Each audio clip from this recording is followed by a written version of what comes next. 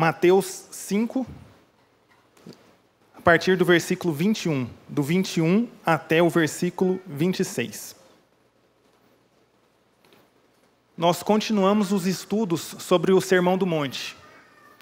Hoje nós estaremos estudando a 11ª lição que o pastor Jesus elaborou, que já foi compartilhada para os líderes de pequenos grupos, que os PGs estarão estudando, estarão compartilhando esta semana. É a lição número 11, que fala sobre que há muitas maneiras de assassinar uma pessoa. Então, nós traremos aqui pela manhã, e durante a semana você pode esmiuçar o texto, discutir as perguntas, compartilhar ali no pequeno grupo que você participa. E caso ainda não participe de um pequeno grupo, você pode, no final, lá no fundo tem um QR Code, que você pode clicar ali, e vai ser destinado a um pequeno grupo. Você pode conversar com algum líder de PG, com a liderança da igreja, para que você participe de um PG. Diz assim o texto: vocês ouviram o que foi dito aos antigos: não mate, não matarás. E ainda, quem matar estará sujeito a julgamento. Eu, porém, lhes digo que todo aquele que se irar contra o seu irmão estará sujeito a julgamento. E quem insultar o seu irmão estará sujeito a julgamento do tribunal. E quem o chamar de tolo estará sujeito ao inferno de fogo. Portanto, se você estiver trazendo a sua oferta ao altar, e lá se lembrar que o seu irmão tem alguma coisa contra você, deixe diante do altar a sua oferta e vá primeiro reconciliar-se com o seu irmão, e então volte e faça a sua oferta. Entre em acordo sem demora com seu adversário, enquanto você está com ele a caminho, para que o adversário não entregue você ao juiz, o juiz entregue você ao oficial de justiça, e você seja jogado na prisão. Em verdade lhe digo que você não sairá dali enquanto não pagar o último centavo. Amém? Vamos orar mais uma vez? Curvem suas cabeças. Pai amado, Senhor nosso Deus, nós te louvamos, Pai, por tamanho privilégio que o Senhor nos dá, que é estarmos aqui reunidos em Teu nome, Pai. Obrigado, Deus. Obrigado, Pai. Obrigado porque o Senhor nos resgatou, Pai. Enquanto éramos pecadores, estávamos, Deus, presos, Deus, no lamaçal de pecado, Deus, amarrados por Satanás, Deus, mas o Senhor nos libertou. E o Senhor nos transportou, Pai, para o reino do Filho do seu amor. E hoje nós temos vida, hoje nós temos, Deus, consciência, hoje nós somos livres, Deus. E obrigado por conta disso. E nós pedimos, Deus, que o Espírito Santo do Senhor, Deus, fale aos nossos corações. Abra, Deus, as nossas mentes, os nossos corações, para entender a Tua palavra, Deus. Para ouvir, Deus, e atentar para aquilo que o Senhor quer falar conosco nesta manhã. E que, mediante aquilo que o Senhor falar, Deus, que nós assumamos passos práticos, Deus, de transformação. Que nós busquemos, Deus, a vontade do Senhor. Que nós busquemos, Pai, obedecer ao Senhor.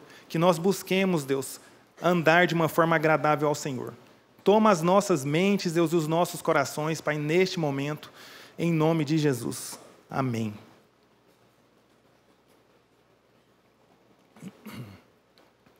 Nas palavras de John Stott, o Sermão do Monte, ele trabalha sobre o caráter do cristão.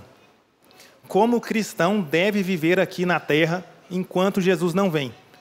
Como a igreja deve viver aqui na terra enquanto o Senhor Jesus não volta. Então, na lição anterior, nós aprendemos que os fariseus, eles se apegavam à letra da lei. Mas eles apegavam de uma forma literal à lei. E se esqueciam do espírito dela. E esse legalismo tornava eles hipócritas, porque eles eram bons de discurso, mas ruins de prática. Preocupados com aspectos exteriores, preocupados com aquilo que era visível aos olhos das pessoas. Eles zelavam pela reputação, eles zelavam pelo que os outros viam, mas se esqueciam daquilo que era mais importante para o Senhor, que era o coração, que era a intenção que havia no coração deles, que era a motivação do coração. E é importante a gente frisar como nós vimos na semana passada com o pastor Jesus, que o Senhor, em nenhum momento, ele buscou revogar a lei.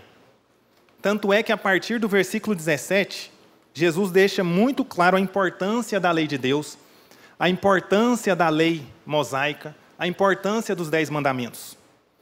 Jesus afirma que é a palavra de Deus, que todas as Escrituras compõem a palavra de Deus e que a palavra de Deus ela é a verdade. De forma que o Antigo Testamento aponta para ele, de forma que o Antigo Testamento ele fala de Jesus e mostra ali o caminho, e o Novo Testamento vem cumprir e explicar aquilo que estava no Antigo Testamento. Mas Jesus, ele faz críticas. Pela leitura do texto, pela leitura dos evangelhos, nós vemos que ele faz duras críticas aos fariseus. Mas é por conta disso, porque eles davam ênfase à letra da lei em detrimento do espírito da lei, em detrimento do espírito, dos princípios que haviam na lei. Eles não deveriam, nós não devemos deixar de praticar os mandamentos. A única questão é que eles devem ser praticados de coração. E o Senhor Jesus, ele amplia o alcance disso. Esses mandamentos, eles devem ser praticados visando a glória de Deus, visando o bem do nosso próximo. Ao comentar esse texto, um comentarista, Martin Lloyd Jones, ele fala que o contraste não é entre a lei, que foi dada por meio de Moisés, e o ensino do Senhor Jesus Cristo, mas o contraste é entre aquilo que os fariseus e os escribas ensinavam. O contraste é entre a falsa interpretação da lei e o ensino de Jesus. Este que é o contraste. Então, após Jesus estabelecer esse princípio fundamental, que ele veio cumprir a lei e não revogar, que nós precisamos preocupar com o espírito da lei e não somente com a literalidade dela, ele aplica essa verdade básica a alguns mandamentos. A partir do verso 21 que nós lemos, por 6 vezes Jesus irá dizer isso. Ouvistes o que foi dito aos antigos. Eu, porém, vos digo. Por 6 vezes ele vai traçar esse contraste entre aquilo que estava escrito com a interpretação que ele dava. Por 6 vezes. E ele vai falar isso acerca do homicídio, ele vai falar isso acerca do adultério, acerca do divórcio, acerca dos juramentos, acerca da vingança e do amor aos inimigos. Ele busca falar isso para enfatizar o seu ensino. E hoje nós vamos estudar o primeiro desses exemplos, a primeira dessas ilustrações, que é sobre o homicídio. E vocês que já viram a lição, vocês que receberão, verão que lá tem 3 perguntas, 4 perguntas, aliás, que nós buscamos responder e queremos pensar sobre elas. Sobre há várias formas de matar uma pessoa, de que forma podemos matar uma pessoa. Não somente fisicamente, e nós veremos isso. Há uma pergunta pessoal. Você já matou alguém no seu coração? Você já matou alguém no seu coração? A partir de uma determinada pessoa, a partir de algum determinado momento, alguma pessoa deixou de existir para você? Quando às vezes nós dizemos, essa pessoa morreu para mim. E qual a relação da adoração verdadeira com o coração limpo e reconciliado? Então eu espero que nós saiamos aqui desta manhã pensando sobre isso, nos enxergando no texto e buscando esse arrependimento no Senhor, entendendo desse alcance. Então, como todo o Sermão do Monte, esse trecho que nós lemos, ele vai falar que é muito mais uma questão de coração do que uma questão externa. É muito mais uma questão interna do que uma questão exterior. É uma questão que envolve o coração. Então, nós podemos pensar numa pergunta: quais são os critérios com os quais Jesus julga a nossa vida? Quais são os critérios com os quais Jesus julga a nossa vida? Ronaldo Lidório, ele fala que, com muita frequência, nós julgamos as nossas vidas e julgamos as vidas dos outros a partir de valores externos, a partir de valores visíveis, a partir de valores contábeis, a partir de valores tangíveis. Mas Jesus não. O elemento principal que ele julga a nossa vida é menos visível, menos contábil, menos observado pelas pessoas, porque ele enxerga o nosso íntimo, ele enxerga aquilo que está no nosso coração, ele enxerga as nossas motivações, ele enxerga as nossas intenções, porque ele olha direto para o nosso coração. Como eu já disse, ele não está de maneira nenhuma revogando a lei. Ele não está reforçando o rigor da lei, mas ele está mostrando o espírito da lei. Ele está mostrando a essência, aquilo que, à primeira vista, passa despercebido e, aos nossos olhos, muitas vezes é insignificante. Então, sobre isso, ele começa dizendo: ouvistes o que foi dito aos antigos. Ouviram o que foi dito aos antigos? Não mate. Ou algumas versões, não matarás. Isso daqui é uma referência ao Decálogo, aos 10 mandamentos. Êxodo 20, versículo 13. É o 6º mandamento, não matarás. É o 6º mandamento. E a melhor interpretação desse mandamento seria não assassinar ou não cometer homicídio de forma injusta ou de forma premeditada. Porque no Velho Testamento havia algumas maneiras, a legítima defesa era permitido, ou havia algumas guerras que eram declaradas em nome do Senhor e eram consideradas legítimas. Então surge a dúvida: qual o problema então da interpretação dos escribas e fariseus? O que passava na mente deles? E a gente responde de algumas maneiras. Primeiro, porque eles se apegavam à letra literal da lei. Apegavam a literalidade do que estava escrito e reduziam o mandamento. Eles reduziam a interpretação daquilo que o Senhor havia falado por intermédio de Moisés. O Senhor havia dito a Moisés.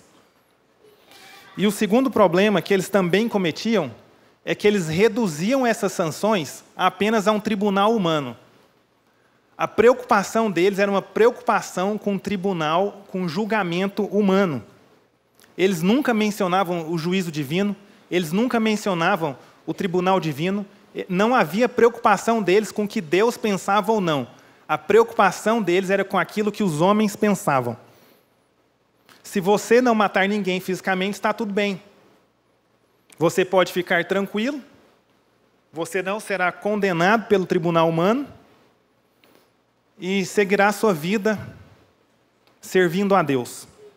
Por outro lado, quem matar será réu desse tribunal. Quem matar será réu no juízo civil, mas não necessariamente, não havia essa preocupação com o juízo divino. Vocês conseguem entender? Se você praticou o ato, você vai sofrer punição. Algo estritamente legal. Por exemplo, aqui no nosso país, o Código Penal ele fala lá, ele tipifica: matar alguém, pena, punição simples lá, o homicídio simples, de 6 a 20 anos. A lei pune o ato, a lei pune a ação praticada, a lei não pune a intenção do coração. Os fariseus estavam preocupados com um ato, com um fato praticado.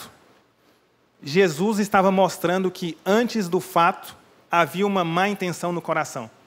E a maior preocupação dele era com aquilo que estava no coração, antes mesmo de ser exteriorizado. Eles não estavam preocupados com o pecado por trás da ação. Muitas vezes nós agimos assim também. Nós preocupamos quando há publicidade das nossas más ações.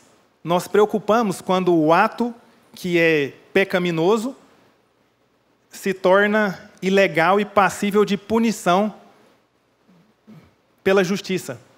Mas enquanto aquilo que já é errado ainda está somente conosco, nós achamos que está tudo bem. Nós preocupamos somente quando o ato é praticado. Então, quando a gente age nessa perspectiva legalista, nós esquecemos do espírito da lei. Eu queria abrir aqui com vocês, em Mateus 15, 19, um pouquinho para frente, vocês podem abrir, que vai nos ajudar a entender um pouco melhor isso. Mateus 15, 19.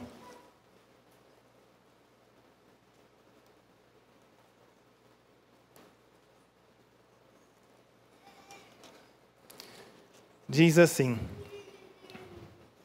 porque do coração procedem maus pensamentos, homicídios, adultérios, imoralidade sexual, furtos, falsos testemunhos, blasfêmias. São estas as coisas que contaminam as pessoas. E um texto que ajuda a entender um pouco melhor isso, quando fala do primeiro homicídio, em Gênesis, capítulo 4. Vocês podem abrir, por favor, Gênesis, capítulo 4, a partir do verso 3, do 3 a 8. Gênesis 4, do versículo 3 ao versículo 8. Aconteceu que, ao fim de um certo tempo, Caim trouxe do fruto da terra uma oferta ao Senhor. Abel, por sua vez, trouxe das primícias do seu rebanho e da gordura deste. O Senhor se agradou de Abel e de sua oferta, mas de Caim, de sua oferta, não se agradou. Caim ficou muito irritado e fechou a cara. Ou, em alguma tradução, fala, descaiu um semblante. Por que você anda irritado? E por que você está com essa cara fechada? Se fizer o que é certo, não é verdade que você será aceito? Mas se não fizer o que é certo, eis que o pecado está à porta, à sua espera. O desejo dele será contra você, mas é necessário que você o domine. Caim disse a Abel, seu irmão, vamos ao campo. Estando eles no campo, Caim se levantou contra Abel, o seu irmão, e o matou. A prática legal, ela considera o crime quando Caim, aqui no versículo 8, mata Abel. Os fariseus estavam considerando isso. Mas Jesus vem ensinar e ampliar o alcance, mostrando que para o Senhor, aconteceu já no verso 5, quando Caim ficou irado e descaiu o semblante. Antes dele concretizar o ato, aquilo nasceu no seu coração. E por conta disso, diante do Senhor, já é pecado, mesmo que isso não seja ilegal. A lei, ela trata do ato concreto. O Senhor Jesus está mostrando que ele fala daquilo que acontece antes, no coração. Então Jesus vem falar aqui nesse texto, falando que você mata uma pessoa não apenas fisicamente, mas pode sim matar uma pessoa no coração. Mesmo porque a lei dele não é a lei civil, não é o Código Penal. Jesus trabalha de uma forma muito mais ampla. Porque é no coração que nós somos encontrados fiéis ou não. É no coração que nós somos avaliados pelo Senhor.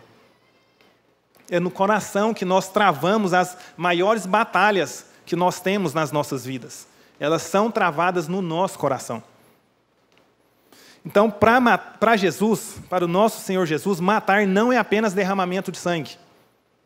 É como se o Senhor houvesse dito ali: não deem ouvidos aos escribas e fariseus, os quais dizem que uma pessoa só se torna passível de julgamento se vier a cometer homicídio literal.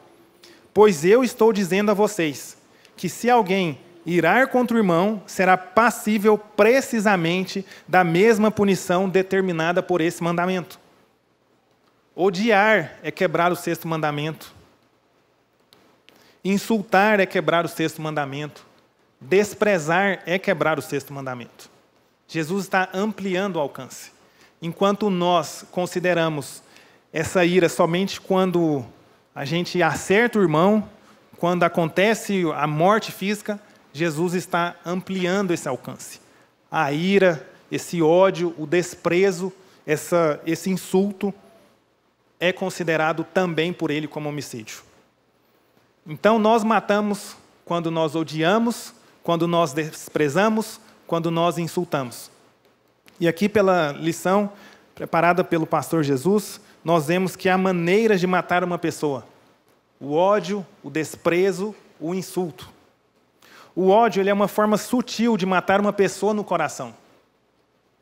Quando nós odiamos e desejamos o mal para alguém, nós não a matamos fisicamente, mas nós a matamos espiritualmente no nosso coração. Desejar a morte, amaldiçoar, odiar uma pessoa, segundo esses escribas e fariseus, não havia mal algum nisso. Porque literalmente, como eu já disse, não havia acontecido ainda a morte física. E por isso eles estavam isentos de culpa, eles estavam isentos de pecado. Mas Jesus aqui ele expande o sentido da lei. E diz que quando nós odiamos, nós estamos matando da mesma maneira. Odiar, nutrir ressentimentos, ter esse sentimento desagradável e maligno contra a pessoa é idêntico ao homicídio. E a palavra usada aqui por Jesus é uma ira longamente cultivada, de quem odeia e seguirá odiando, sem jamais permitir que a ira diminua. É aquela ira que jamais esquece, que se nega a ser reconciliada e busca vingança. Aquele desejo que começa e você tem oportunidades e tem pessoas falando para você deixar disso, para você seguir em frente, para você orar, para você buscar a reconciliação, mas você se abraça aquele sentimento, você se abraça aquele ressentimento, você cultiva aquilo, você aduba aquele sentimento, e aquilo vai crescendo, vai adoecendo o seu coração, vai azedando o seu coração, e Jesus está falando disso. Então surge a pergunta aqui nesta manhã: qual é o estado do nosso coração? Nós às vezes pensamos, não, eu nunca matei ninguém, eu não preciso ouvir isso. Eu venho à igreja, sou uma boa pessoa. Mas aqui Jesus está ampliando o alcance. Qual o estado do nosso coração diante do Senhor? O Ronaldo Lidório ele fala que nós somos treinados para agir bem, para planejar as nossas ações. Mas nós não somos treinados para reagir bem. Enquanto as nossas ações são planejadas, as nossas reações, elas demonstram os valores do nosso coração. Enquanto nós pensamos como agir, muitas vezes nós somos traídos em como nós reagimos. Então, como nós temos reagido às coisas que nos acontecem? Como nós temos reagido, às vezes até às injustiças praticadas contra nós? Como nós temos reagido? Nós explodimos de cólera, de ira, quando alguém faz uma coisa errada? A questão é a justiça própria. A questão é o amor próprio. A questão é que nós iramos e nos ofendemos de coisas que fazem contra nós. Nós iramos, às vezes, quando uma questão sai da forma como a gente não agrada. Nós iramos quando, às vezes, nós somos perturbados.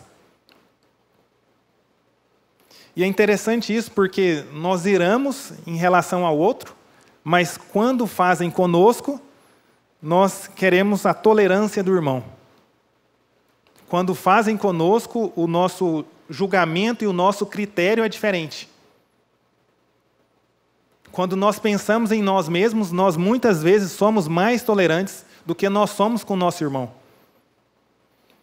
Porque geralmente nós nos colocamos como o mocinho da história, a mocinha da história, o injustiçado. Nós nos colocamos como aquele que foi feito de bobo. Nós nos colocamos como aquele que foi perseguido, foi atacado. E nós iramos, e nós alimentamos essa ira, e nós remoemos essa situação, nós cultivamos esse sentimento, nós matamos o irmão no nosso coração, sentimos a autopiedade, a justiça própria, o amor próprio, e nos abraçamos a isso. E Jesus está aqui nos falando, nesta manhã, neste texto, no Sermão do Monte, que assim como aqueles fariseus, nós também muitas vezes nos apegamos à letra literal da lei. Assim como aqueles fariseus, nós não entendemos o espírito da lei. Assim como aqueles fariseus, aquelas pessoas, nós não entendemos aquilo que está por trás. Nós não entendemos que esses maus sentimentos, eles também desonram ao Senhor.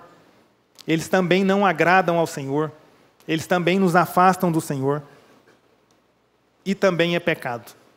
Jesus está mostrando aqui que é pecado.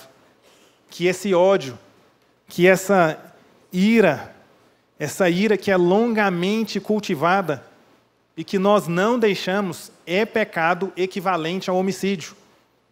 É pecado. Outra maneira de matar uma pessoa é o desprezo. Desprezar uma pessoa é considerá-la tola, é considerá-la desprezível. Segundo Jesus, também é uma maneira sutil de assassinar. Tratar com indiferença é uma forma de desprezar e odiar um ser humano. A palavra aqui que eles utilizavam era raca, que significa um sujeito indigno.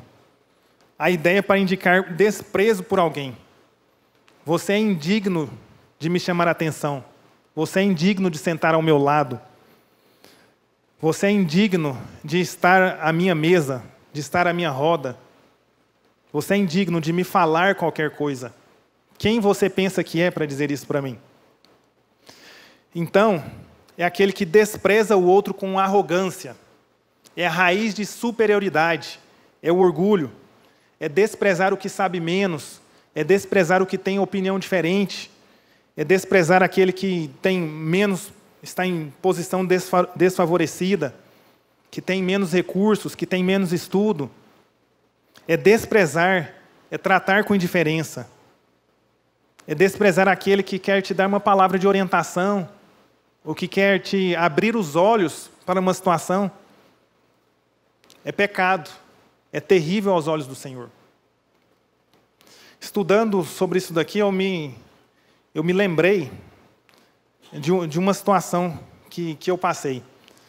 Eu lembro que, quando eu fiz seminário, foi no período matutino, e à tarde eu trabalhava.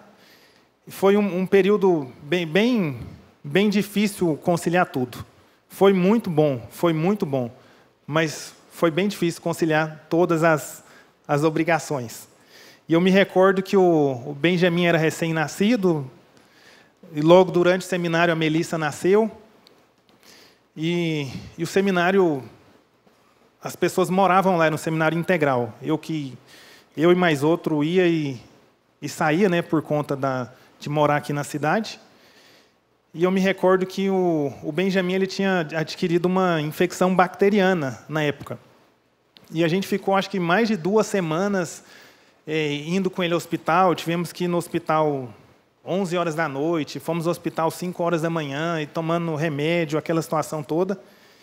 E no outro dia cedo eu tinha que estar lá, tinha trabalho, tinha prova, aquela coisa toda. E eu me recordo que quando ele ficou bom, num desses dias eu cheguei atrasado, e quando ele ficou bom, eu perdi o horário e não acordei. E atrasei de novo. E nisso o diretor do seminário me chamou para conversar. Me chamou e chamou outro aluno. O outro aluno que ele chamou é porque também tinha atrasado naquela semana. E eu também. E ele veio e me perguntou assim, se eu estava levando a sério. Ele queria saber o que eu esperava. Aquilo para mim foi a morte. Aquilo foi a morte para mim, eu posso dizer. Fiquei um mês, como nós dizemos, matando ele no meu coração.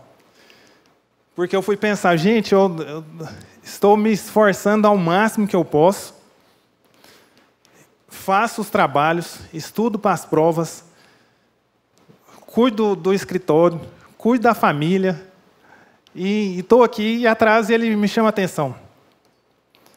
Mas aí o Senhor abriu meus olhos, porque a raiz disso estava no meu coração. E quando eu li esse texto, eu vi aqui que eu tinha desprezado a correção dele. E por que eu desprezei? Porque eu queria ser tratado de forma diferente. Por conta das minhas ocupações, por conta de já ter outra formação, por conta de ser mais velho do que os alunos da minha sala.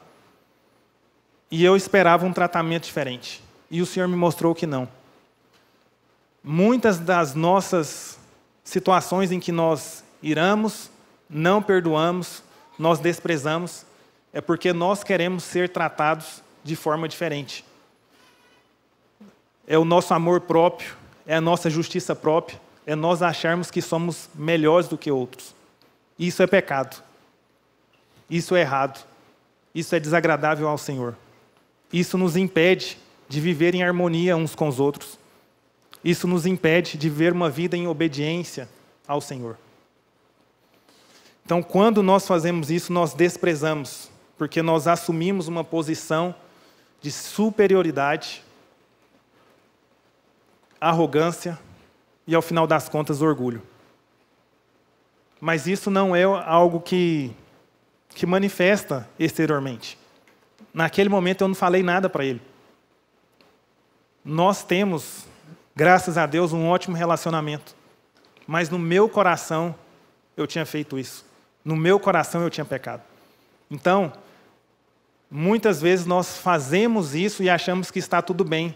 Mas quando fazemos assim, nós estamos como aqueles fariseus, como aqueles escribas, pela literalidade da lei. O Senhor Jesus, ele amplia o alcance. Outra maneira aqui que é comparada ao homicídio é o insulto. A boca fala do que está cheio o coração. Insultar é também uma forma de expressar ódio e desejo assassino contra outra pessoa. Insultar é deixar que esse ódio, essa amargura no coração se expresse em palavras. Passa apenas daquilo que você fez no coração, daquilo que você está sentindo no coração, e você dá o próximo passo. Você insulta a outra pessoa. E a ideia desse insulto que Jesus trabalha é colocar sob suspeita o caráter moral de alguém. Equivale a manchar o seu bom nome e sua reputação. Quando você nutre esse ódio, essa amargura no coração,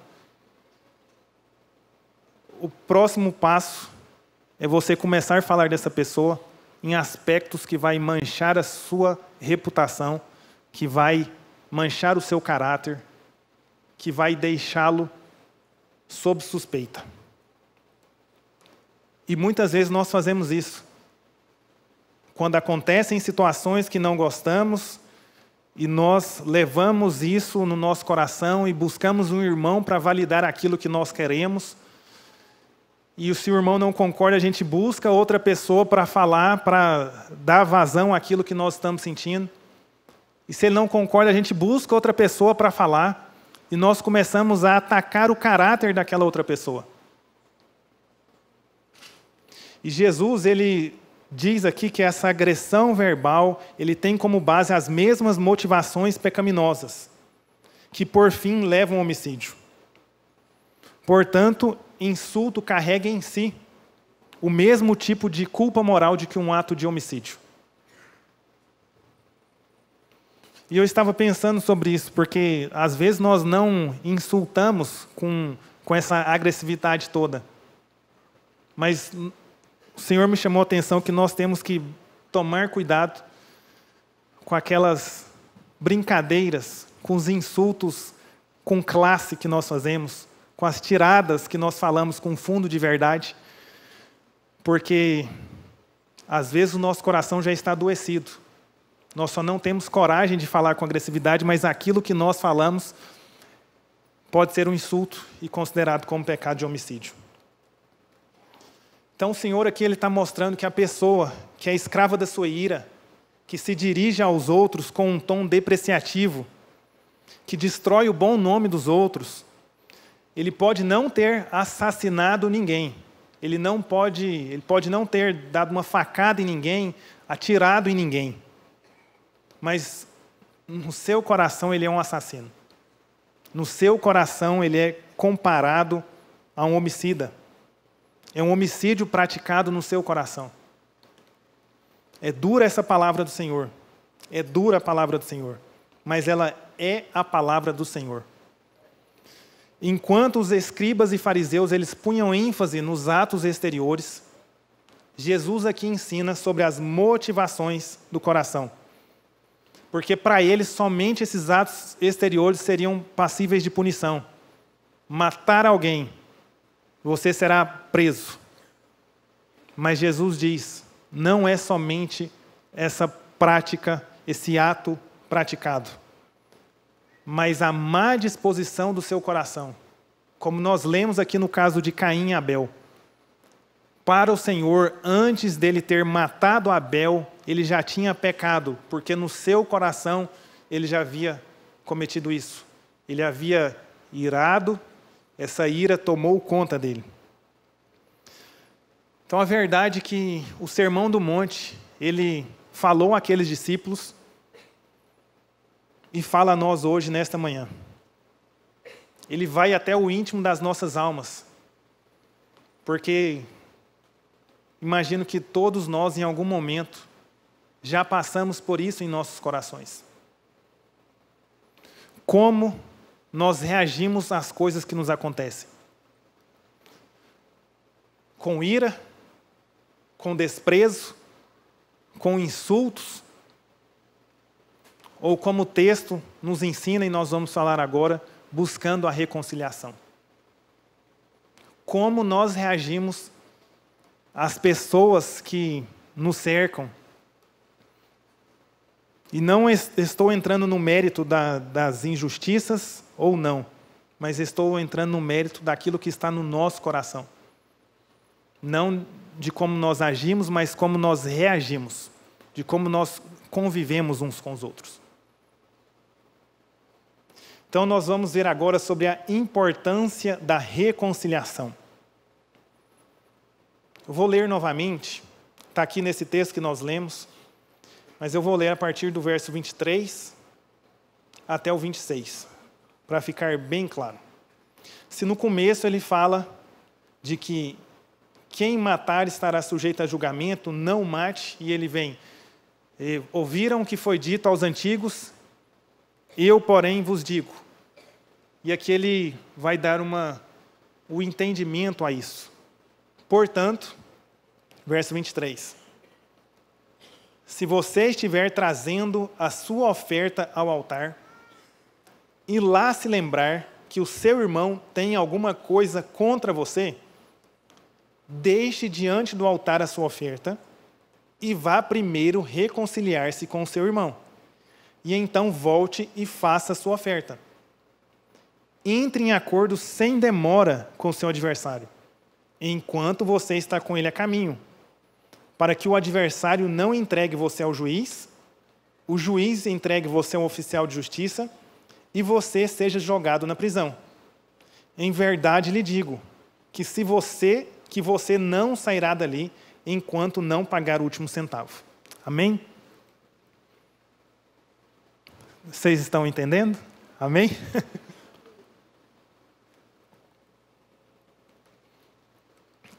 Até o verso 22, quando a gente lê, nós percebemos que Jesus está falando no plural.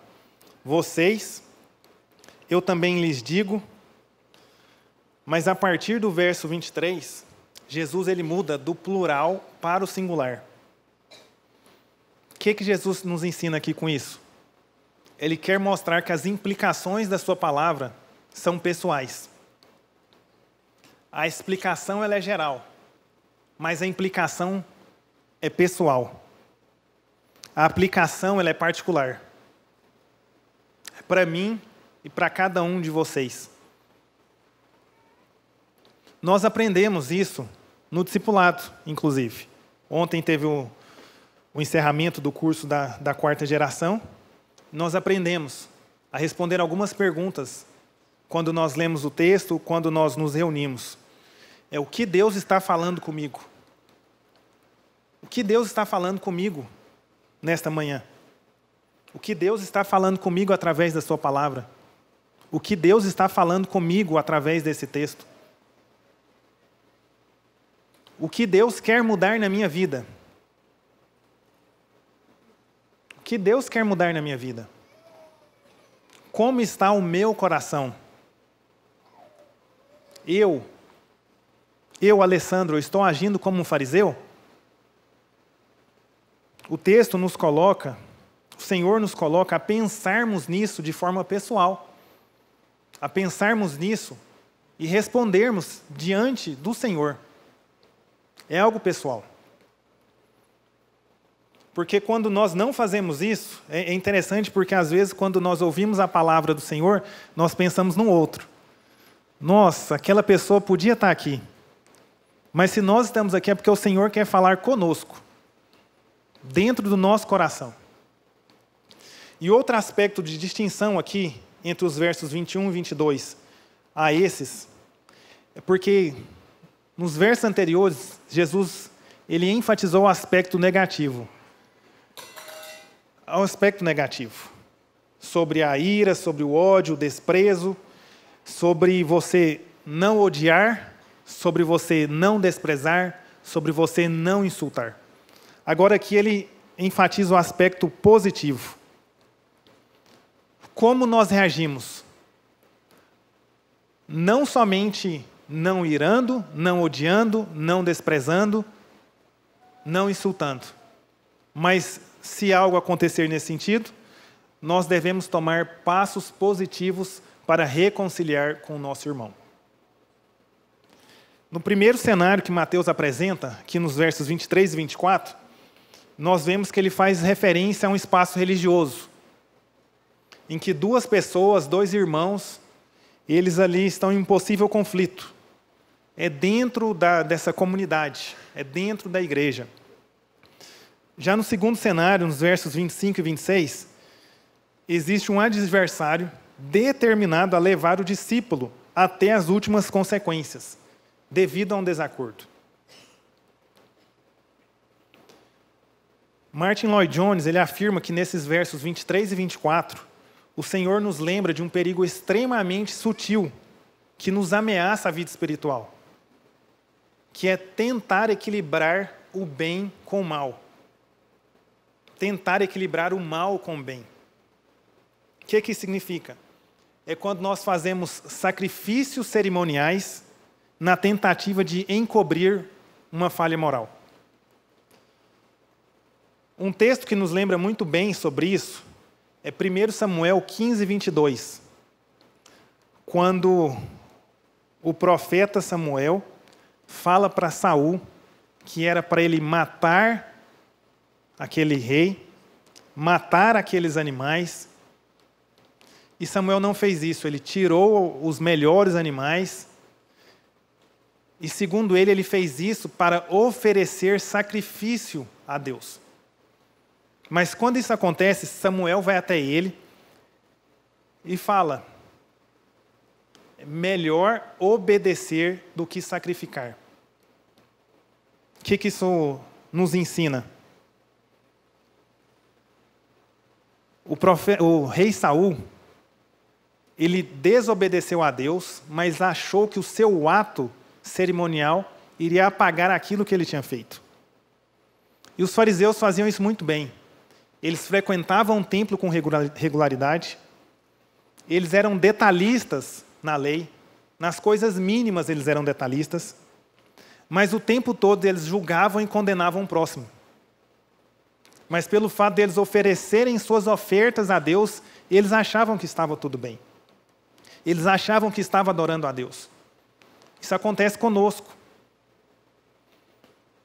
Quando nós temos esses sentimentos, esses pecados no nosso coração, e nós não queremos reconciliar com o nosso irmão, e o texto diz: se você lembrar que o seu irmão tem alguma coisa contra você, e nós não fazemos isso, mas nós trazemos as nossas ofertas, frequentamos a igreja, e buscamos com isso, com o bem que fazemos, compensar o mal que está no nosso coração.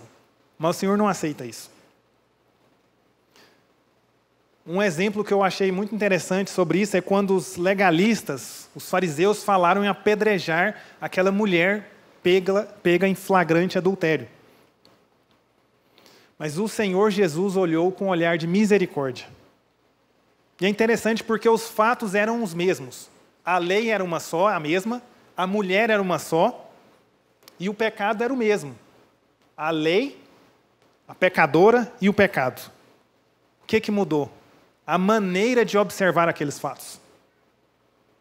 A maneira de observar os fatos depende do nosso coração. O coração legalista, ele vai pegar pedras, ele vai sentir justiceiro, ele vai trazer aquela ira para ele e vai alimentar aquela ira. E depois ele vem cultuar a Deus como se não tivesse acontecido nada, achando que o Senhor recebe a sua oferta. Aqui, quando nós lemos oferta, quando nós enxergamos na Bíblia a oferta na teologia do culto do Antigo Testamento, ela era um ato de adoração a Deus. Era a principal forma de adoração ao Senhor. Quando nós lemos isso em Levítico, quando nós lemos da lei mosaica, a importância dessa oferta, a importância de trazer até a casa do Senhor, a tenda do Senhor oferta.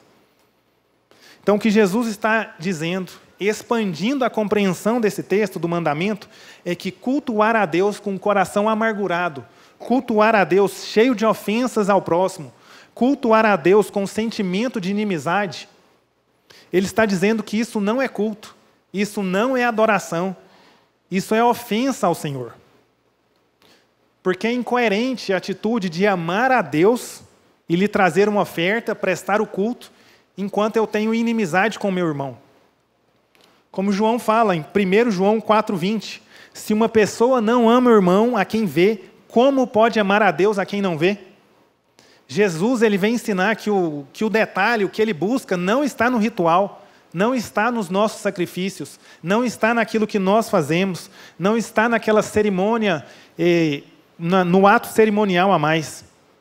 Mesmo porque os escribas, os fariseus, os religiosos, eles eram mestres nisso. Eles são mestres nisso. Mas Jesus chama atenção para aspectos que precisam ser curados, tratados de dentro do nosso coração. Jesus chama atenção para esses aspectos sutis que nós carregamos dentro de nós.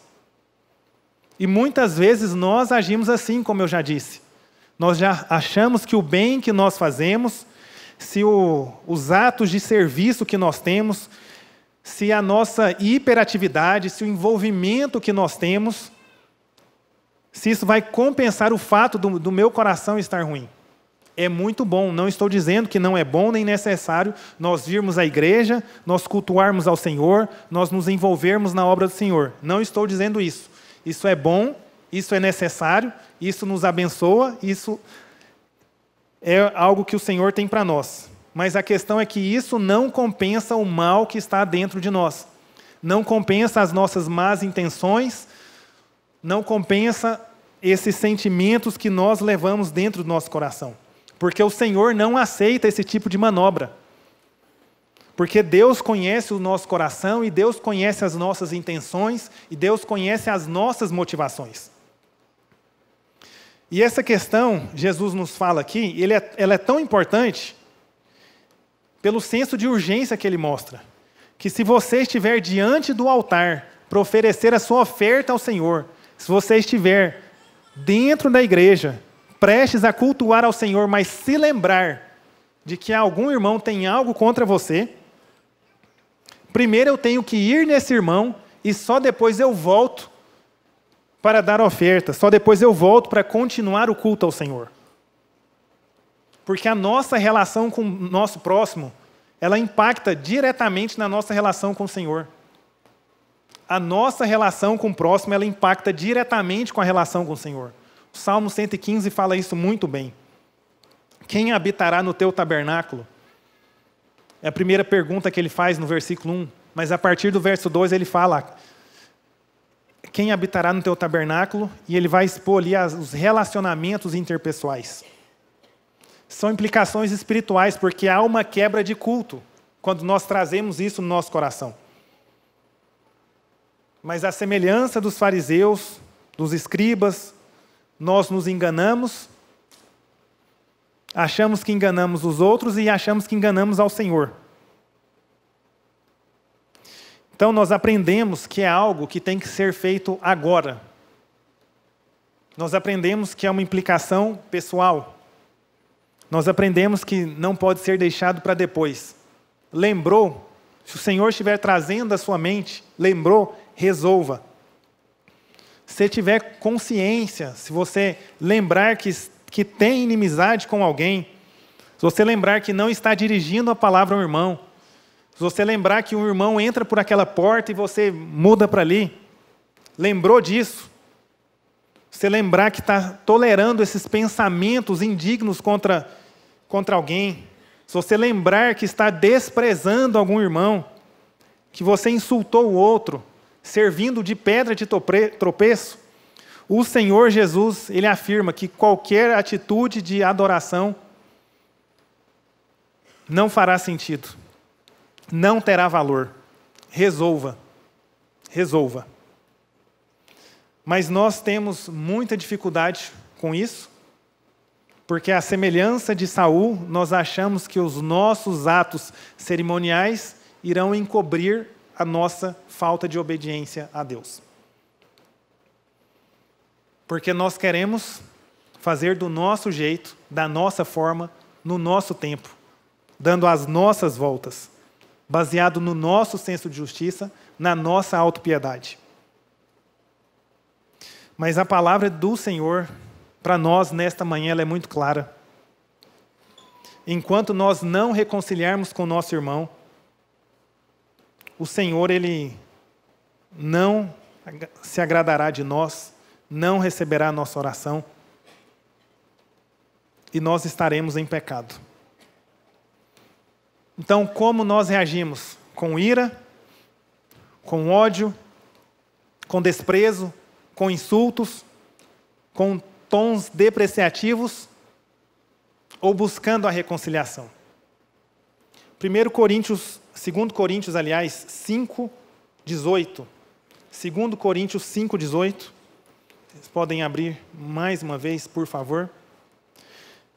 2 Coríntios 5:18 diz assim: Ora, tudo isso provém de Deus, que nos reconciliou consigo mesmo por meio de Cristo e nos deu o ministério da reconciliação, a saber, que Deus estava em Cristo reconciliando consigo mesmo o mundo, não levando em conta os pecados dos seres humanos e nos confiando a palavra da reconciliação. Portanto, somos embaixadores em nome de Cristo, como se Deus exortasse por meio de nós. O ministério que o Senhor confere a nós, irmãos e irmãs, nesta manhã, nós que estamos aqui, aqueles que nos assistem, nós que somos povo de Deus, é o ministério da reconciliação. É o ministério da reconciliação. Não é resolver essas questões com o nosso senso de justiça própria, com a nossa ira, que nós muitas vezes falamos que é uma ira santa, mas não é uma ira pelo pecado, é uma ira contra o pecador.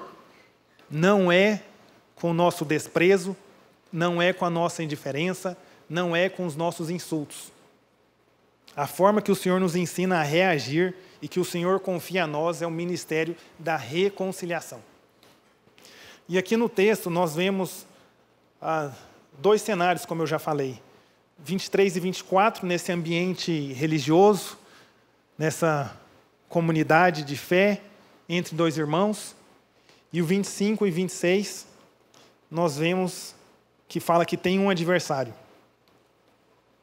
Mas da mesma forma que no cenário anterior, que não fala que quem tem esse direito de agir, aqui também fala assim. Aqui não falou se quem fez ou quem não fez, mas fala da busca da reconciliação. E no 25 e no 26 fala isso também, que da mesma forma, essa pessoa tem que buscar a reconciliação. E essa reconciliação ela tem que ser buscada ativamente, ela tem que ser buscada com disposição, ela tem que ser buscada rapidamente. Tem um senso de urgência aqui. Mesmo se isso envolva você dar o primeiro passo, você sacrificar-se, mesmo que isso envolva uma situação de perda, mesmo se isso envolva uma situação de desconforto para que o outro ganhe. Porque fazendo isso, você estará ensinando o seu próprio coração a viver com os valores do reino. Você estará ensinando a sua própria vida a viver de acordo com os valores do alto. Então, muitas vezes, nós não damos atenção a essas questões do nosso coração. Muitas vezes, nós não damos atenção devida a como está a situação nossa com os nossos irmãos. E nós não pensamos nem percebemos nessas coisas arraigadas no nosso coração. Mas eu espero em Deus que nesta manhã o Senhor esteja trazendo isso à nossa mente, trazendo isso ao nosso coração. E o texto nos fala, corrige prontamente a situação. Jesus recomenda, corrija prontamente a situação. Há um senso de urgência, há um senso de fazer isso com rapidez. E o outro senso de urgência que o texto nos mostra e que nos ensina, primeiro é de reconciliar com o nosso irmão. Com isso nós nos reconciliamos com o Senhor. E também é porque nós não estaremos mais vivendo neste mundo eternamente. Nós não sabemos quando nós iremos encontrar com o Senhor. Então o texto dá-nos esse senso de urgência. Resolva isso antes do que você vai encontrar com o Senhor. Não vá para a eternidade com essa situação embaraçosa. Entre em acordo com o seu adversário enquanto ele está a caminho. O texto nos fala de que há maneiras de que podemos de matar uma pessoa. A pergunta que nós fazemos de forma pessoal e íntima para o nosso coração é se nós já matamos alguém. As implicações desse texto são pessoais, para que cada um de nós saiamos daqui com essa palavra do Senhor. Como eu disse, é uma palavra que pode ser dura, mas é a palavra do Senhor para nós nesta manhã. Que o Senhor nos ajude a entender a importância da reconciliação. Que nós possamos sair aqui nesta manhã entendendo a importância de ter um coração limpo, um coração pacificado, um coração que presta um culto agradável a Deus. Que nós não possamos e que nós não venhamos viver como aqueles fariseus que se enganavam, achando que estavam cultuando a Deus, mas não estavam. O Senhor nos deu a sua lei, o Senhor nos deu a sua interpretação, o Senhor aqui amplia o alcance. Nós matamos não somente quando nós cometemos aqueles atos, mas quando fazemos isso no nosso coração. E eu quero encerrar lendo com vocês o Salmo 139, versículo 23, 24. Salmo 139, versículo 23 a 24. Que fala assim, que nós possamos ler esse salmo em espírito de oração, que nós possamos ler esse salmo buscando isso do Senhor. Sonda-me, ó Deus, e conhece o meu coração. Prova-me e conhece os meus pensamentos. Vê se há em mim algum caminho mau e guia-me pelo caminho eterno. Vamos ler todos juntos? Tá projetado ali? Vamos. Sonda-me, ó Deus, e conhece o meu coração. Prova-me e conhece os meus pensamentos. vê se há em mim algum caminho mau e guia-me pelo caminho eterno. Amém? Eu gostaria que nós curvássemos as nossas cabeças, que nós possamos agora orar ao Senhor, colocando diante dEle tudo aquilo que ouvimos aqui, colocando diante dEle a palavra do Senhor, colocando diante dEle o nosso coração. Como eu disse, Ele trabalha isso de forma pessoal. As implicações, as aplicações, elas são pessoais. Que o Senhor possa falar ao nosso coração e limpar o nosso coração, entendendo aquilo que Ele nos falou, os passos práticos que nós precisamos fazer, aquilo que precisamos caminhar. Se lembramos de algum irmão aqui, que nós possamos rapidamente, ativamente buscar essa reconciliação, dar o primeiro passo, sofrer o dano se for preciso, mas resolver isso para a glória do Senhor. Senhor, Pai amado, nós te louvamos, Pai, e te agradecemos pela palavra do Senhor. A palavra do Senhor, ela é a verdade. A palavra do Senhor, Deus, fala conosco. A palavra do Senhor tem poder para nos transformar. Tem poder, Deus, para mudar as nossas vidas, Pai. Tem poder para nos fazer mais parecidos com o Senhor. Deus, nós dependemos de Ti. Nós precisamos do Senhor, Pai. Limpa os nossos corações. Sonda, Deus, as nossas vidas, Deus. Porque muitas vezes, Deus, nós nos enganamos.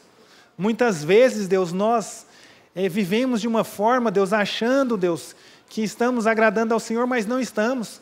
Muitas vezes nós buscamos, Deus, obedecer ao Senhor conforme a nossa conveniência ou conforme o nosso jeito. E o Senhor nos ensina nesta manhã, Deus, que as implicações são maiores, que o alcance é maior, que o Senhor não preocupa apenas com os nossos atos exteriores, mas que o Senhor preocupa com o nosso coração, que o Senhor preocupa, Deus, com os maus pensamentos, com os desígnios, Deus, com aquilo que temos dentro de nós. Pai, nós precisamos do Senhor. Nós somos dependentes, Deus, da graça do Senhor. Nós somos dependentes da intervenção do Senhor. Por nossa própria força, Deus, nós não conseguimos, Deus. Mas nesta manhã nós pedimos ao Senhor, ajuda-nos, Deus. Ajuda-nos, Deus, porque nós não queremos ser contados, Deus, como aqueles fariseus, como aqueles escribas, Deus, como aqueles religiosos, Deus, que não entravam, Deus, e não deixavam outros entrarem, que não serviam ao Senhor de todo coração. Mas nós queremos servir ao Senhor de todo o nosso coração. Nós queremos, Deus, ser encontrados, Deus, fiéis, Deus, dentro dos nossos corações. Nós queremos ser encontrados fiéis, Deus, no Senhor. Nós queremos, Deus, ter vidas, Deus, que subam como aromas suaves, Deus, ao Senhor. Vidas que agradam ao Senhor. Vidas que glorificam ao Senhor. Vidas, Deus, que buscam, Deus, esse ministério da reconciliação. Assim como nós fomos reconciliados com o Senhor, nós pedimos, Deus, reconcilia-nos, Deus, com os nossos irmãos, Deus, que não haja, Deus, essas divisões dentro de nós, que não haja divisões dentro do Teu povo, que não haja, Deus, essas divisões dentro da Tua igreja, porque somos povo do Senhor, porque fomos comprados, Deus, por alto preço pelo Senhor Jesus, Deus. Eu e meus irmãos, Deus, fomos comprados pelo Senhor, Deus, para servir ao Senhor, para viver uma vida que agrada ao Senhor, Pai. Em nome de Jesus, Deus, que esta palavra, Deus, encontre lugar nos nossos corações. E aquelas pessoas que nós lembrarmos, que nós busquemos rapidamente e ativamente resolver isso, Pai. No nome do Senhor Jesus, Pai, nós oramos, Deus, e no nome do Senhor Jesus nós te agradecemos, Pai. Amém. Amém.